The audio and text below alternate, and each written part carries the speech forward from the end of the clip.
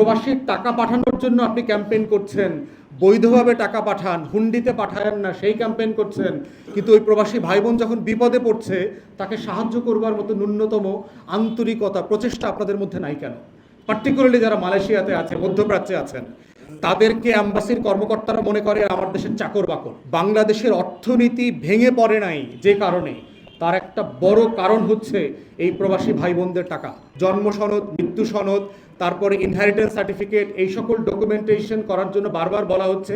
স্থানীয় দূতাবাসগুলো সিম্পলি তাদেরকে 2 পয়সার মানুষ মনে করে না। কার সাথে কথা বলবেন, কার কাছে সমাধান চাইবেন? স্থানীয় অ্যাম্বাসিতে গেলে তারা বলবে যে আমাদের কিছু করার নাই, আপনারা ওখানে আইনজীবীর মাধ্যমে যোগাযোগ করেন। টাকা দেওয়া বন্ধ করলে তো আপনাদের অনেক করার থাকে। টাকা দেশ থেকে দেশে বেশি টাকা পাঠান, এই ক্যাম্পেইনগুলো তো আমাদের অ্যাম্বাসিগুলোই করে। যদি প্রবাসীর টাকা পাঠানোর জন্য আপনি ক্যাম্পেইন করছেন, বৈধভাবে টাকা পাঠান, হুন্ডিতে পাঠান না সেই ক্যাম্পেইন করছেন, কিন্তু ওই প্রবাসী ভাই বোন যখন বিপদে পড়ছে তাকে সাহায্য করবার মতো ন্যূনতম আন্তরিকতা প্রচেষ্টা আপনাদের মধ্যে নাই কেন? প্রতি মাসে প্রায় $2 বিলিয়ন তারা বাংলাদেশে পাঠায়। বাংলাদেশের অর্থনীতি ভেঙে পড়ে নাই যে কারণে, তার একটা বড় কারণ হচ্ছে এই প্রবাসী ভাই বোনদের টাকা। যে আওয়ামী লুটপাটের পরেও কেন এই দেশের অর্থনীতি এখনও টিকে আছে। এবং আন্দোলনের সময় আপনারা দেখেছেন যে রেমিটেন্স যোদ্ধারা সপ্তাহের পর সপ্তাহ, মাসের পর মাস বাংলাদেশে টাকা পাঠায় নাই, বয়কট করেছে। এই তখনকার আওয়ামী ফ্যাসিবাদীদেরকে অর্থনীতি ধসে গেছে।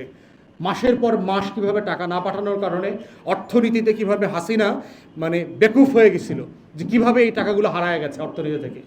তো সেই জায়গাতে আমরা বোধ করছি কতগুলো উদ্যোগ এই সরকারের কাছ থেকে আমরা আশা করছি যে আপনারা ইমিডিয়েটলি নেবেন। তার ভিতরে একটা হচ্ছে, আমরা প্রস্তাব করছি যে প্রবাসী কল্যাণ মন্ত্রণালয়ের অধীনে একটা ওয়ান স্টপ সার্ভিস সেন্টার খোলা দরকার, যেখানে 24 ঘন্টা সপ্তাহে 7 দিন 365 দিন প্রবাসী ভাই বোনরা ফোন করে, ইমেল করে তাদের যে সমস্যা আছে, তারা যে ভোগান্তিগুলো শিকার হচ্ছেন, লিখিতভাবে এবং ফোনের মাধ্যমে তারা অনলাইনে এগুলো জমা দিতে পারবেন।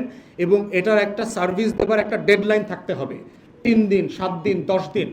এর জন্য যত সার্ভিস দরকার স্থানীয় প্রশাসনকে ইনভলভ করে, ডিসিকে, এসপিকে, ওসিকে, টিএনওকে ইনভলভ করে সেই সেবাটা এনশিওর করতে হবে ওয়ান স্টপ সার্ভিসের মধ্য দিয়ে। এই জন্য যদি আইনের কোনো সংশোধনী প্রয়োজন হয়, যদি কোথাও 1-2টা ধারার প্রয়োজন হয় পরিবর্তন করবার, সেটা আপনারা করেন, করে প্রবাসীদেরকে এই সেবাটা নিশ্চিত করেন। দ্বিতীয়ত, আমাদের মধ্যে আমরা দেখতে পাচ্ছি যে প্রবাসীদের এয়ারপোর্টের হয়রানির ব্যাপারটা।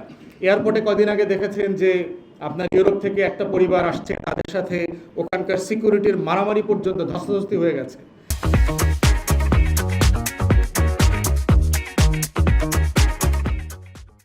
প্রশ্ন হচ্ছে যে কোনো ব্যক্তির সাথে আপনার একমত দ্বিমত হতে পারে, হাতাহাতি, মারামারি, রক্তারক্তি পর্যন্ত এখানে যেতে হবে কেন? এইটার তো একটা মেজার, একটা প্রোটোকল থাকতে হবে যে আপনি যে কোনো খারাপ আচরণ কিভাবে ডিল করবেন, প্রবাসীদেরকে সম্মান কিভাবে দেবেন। কয়দিন আগে দেখলাম একটা প্রবাসী কর্নার করা হয়েছে, খুবই সুপারফিশিয়াল। এগুলো সিম্পলি সেলফ সার্ভিং, এবং এতে কোনো বেনিফিট হবে না প্রবাসীদের, বরং প্রবাসীদের সেবা দেওয়ার বাস্তবতা করা দরকার।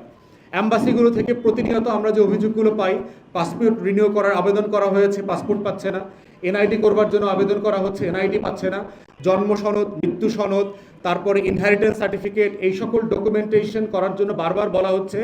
স্থানীয় দূতাবাসগুলো সিম্পলি তাদেরকে 2 পয়সার মানুষ মনে করে না। পার্টিকুলারলি যারা মালয়েশিয়াতে আছে, মধ্যপ্রাচ্যে আছেন, তাদেরকে অ্যাম্বাসির কর্মকর্তারা মনে করে আমার দেশের চাকর বাকর, সিম্পলি চাকর বাকরের মতো ট্রিট করে। তো যেই দূতাবাসের কর্মকর্তা কর্মচারীরা চাকর বাকরের মতো আমার রেমিটেন্স যোদ্ধাদেরকে ট্রিট করে, প্রবাসী ভাই বোনদেরকে ট্রিট করে, তাদেরকে ইমিডিয়েটলি ডিসমিস করে দেন। তাদেরকে প্রয়োজনে শাস্তির আওতায় আনতে হবে, কারণ তার টাকায় আমার শ্রমিকরা চলে না, শ্রমিকের টাকায় সে চলে, তার বেতন দেওয়া হয়।